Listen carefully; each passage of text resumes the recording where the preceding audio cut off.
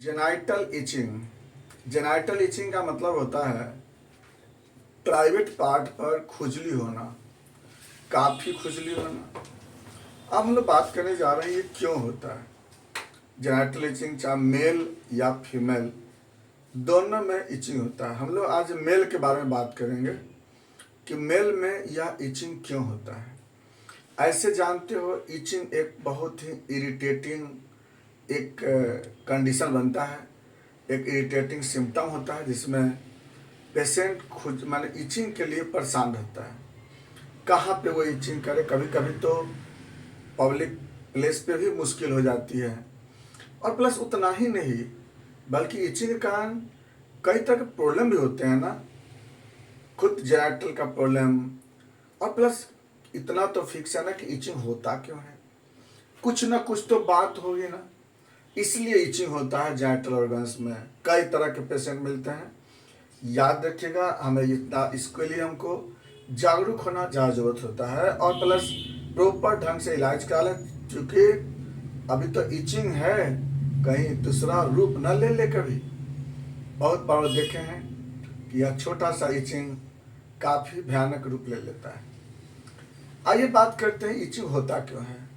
देखिए, इचिंग होने के पीछे यहाँ जो देख रहे हैं आप जेनिटल ऑर्गन्स पे, इस पे जो इचिंग होता है ज़्यादातर इचिंग जो होता है जो ऊपर वाला स्किन पे होता है और आगे वाला जो पार्ट पे, इस पे जो है ना काफ़ी इचिंग होता है। और इतना इचिंग, और इचिंग के बाद साथ साथ दूसरा भी कंप्लेन हो जाता है कभी कभी। तो इचिंग होता क्यों है, तो इचिंग के पीछे अब दो पार्ट में चलते हैं। एक चल रहे हैं कि इन्फेक्शन और एक है non infection. Non infection infection का मतलब कोई ऐसा एजेंट जो इस पे अटैक करता हो और उसमें इन्फेक्शन प्रोड्यूस करता हो। एजेंट कौन कौन से हैं, ये जो इन्फेक्शन जो देख रहे हैं, इन्फेक्शन में कई तरह के एजेंट होते हैं। जैसे सबसे ज़्यादा इचिंग जो होता है वह फंगस के कारण होता है। सबसे ज़्यादा फंगस के कारण इचिंग होता है। फंगस में अब यहाँ पर तीन तीन तरह के फंगस अटैक करते हैं, याद रखिएगा, और सबका इलाज अलग अलग है। यहाँ पर एक तो अटैक करता है टीनिया डर्मेटोफाइट, उसके बाद ईपीडर्मेटोफाइटॉन, फिर अटैक करते हैं माइक्रोस्पोरम। ये तो वो अलग फंगस का ग्रुप हो गया, टीनिया डर्मेटोफाइट, एपिडर्मोफाइटॉन, माइक्रोस्पोरम। दूसरा अटैक करता है आपको यहाँ पर एस्परजिलस ऊपर भी अटैक करता है, अंदर भी अटैक करता है। और तीसरा अटैक करता है कैंडिडा। तीनों तीन तरह के होते हैं। इधर को पहला का जो होता है ना कि टीनिया डर्मेटोफाइट, माइक्रोस्पोरम, एपिडर्मोफाइटॉन, इसमें क्या होता है कि आपको रिंगवर्म जैसा अपीयरेंस होते हैं। रिंगवर्म तो ही करता है ना। और दूसरा आपको मिलेगा कौन सा, एस्परजिलस वाला, तो वहाँ पर आपको पस वाला इरप्शन रहेगा यहाँ पे। और तीसरा तक कैंडिडा, बहुत कॉमनेस्ट, ये सारी जगह पर व्हाइट कलर के यहाँ पर कोटेड मिलेंगे, व्हाइट कलर के प्लक मिलते हैं अंदर की तरफ पे, जो ग्लास पेंस का जो एरिया होता है उसमें। और इसमें काफ़ी इचिंग होता है फंगस के कारण। अब इससे कम इचिंग आपको होता है पैरासाइट पे, जैसे स्कैबीज है ना। स्कैबीज में क्या होता है ना कि छोटा छोटा वेस्किल जैसा स्ट्रक्चर बन जाता है स्किन पर, है ना। छोटा छोटा वेस्किल जैसा इरप्शन बन जाएंगे स्किन पे, पानी से भरा हुआ वेस्किल जैसा, और काफ़ी इचिंग होता है उसमें। सार्कोप्स स्कैबी नाम है। थर्ड में आपको मिलता है आपको वायरस के द्वारा।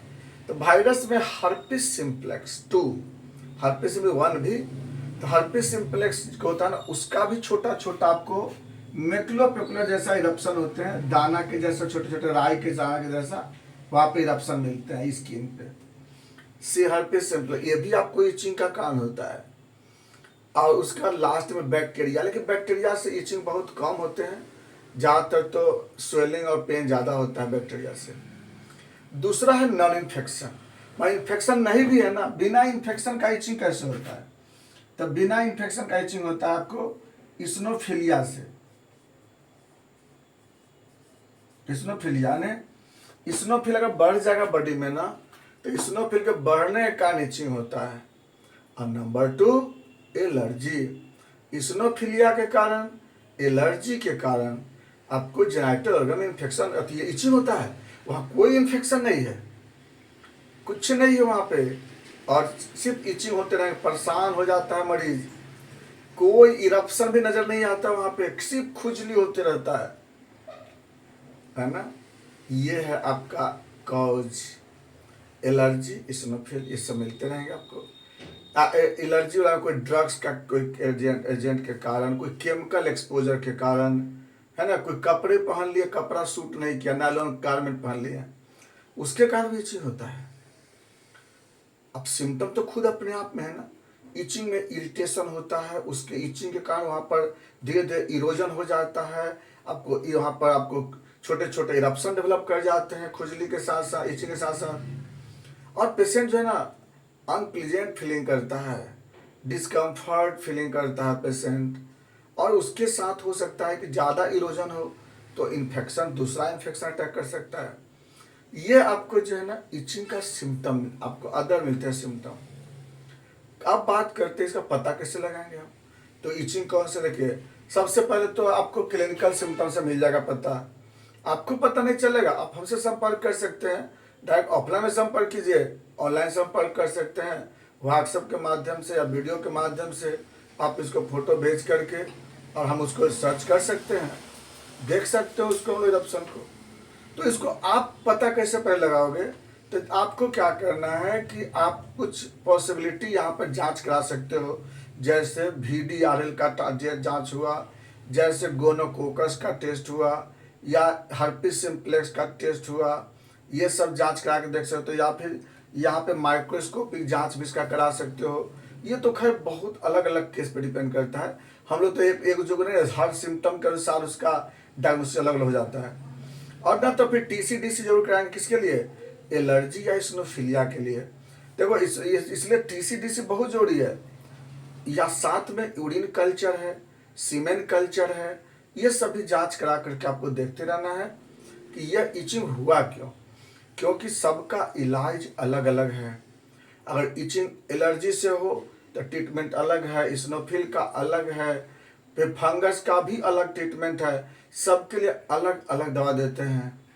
अब जैसे मान लीजिए फंगस का अटैक होता है तो हम बोरेक्स देते हैं, पेट्रोलियम चलाते हैं, क्रियोजोट चलाते हैं। बोरेक्स 200 पावर में सुबह शाम देते हैं, पेट्रोलियम 30 पावर में सुबह शाम चलाते हैं। अगर वहाँ पे पैरासाइट के कारण, अगर स्कैबिस के कारण इचिंग होता है तो वहाँ पे आर्सेनिक सल्फ चलाते हैं वहाँ पे 200 पावर में। और अगर वहाँ पे अगर वायरस के कारण अगर इचिंग होता है तो वहाँ पे इन्फ्लुएंजिनम या कॉस्टिकम 200 पावर में देते हैं। अगर वहाँ पे इस्नोफिल के कारण अगर हो रहा है इचिंग तो वहाँ पे आर्सेनिक अल्ब यूज करते हैं, या फिर कलकरिया सल्फ यूज करते हैं, एसिड नाइट्रिक यूज करते हैं। और एलर्जी के कारण अगर बायोदिव होता है, वहाँ पे आपको इचिंग होता है, तो वहाँ पहले एलर्जी का पता लगाएं, पहले किस वजह से हुआ। वहाँ पे फिर आर्सेनिक या कॉस्टिकम, काली बाइक्रोम, ये सब फिर यूज करते हैं हम लोग। तो अलग अलग है। अब बस उसके साथ कई और भी ग्रुप के हम लोग मेडिसिन चलाते हैं, पहले वो सिम्टम देखने के बाद। अब बिल्कुल ठीक होती है अगर ये, इसमें सिर्फ यही चीज़ है कि प्रॉपर कॉन्शियस रहना है और प्रॉपर तुरंत संपर्क करना है। पेशेंट इसके बहुत सारे हैं, काफ़ी मरीज हम लोग के पास आता है, सब ठीक हो जाते हैं। बाकी बातें चलेंगे नेक्स्ट वीडियो में। Thanks for watching.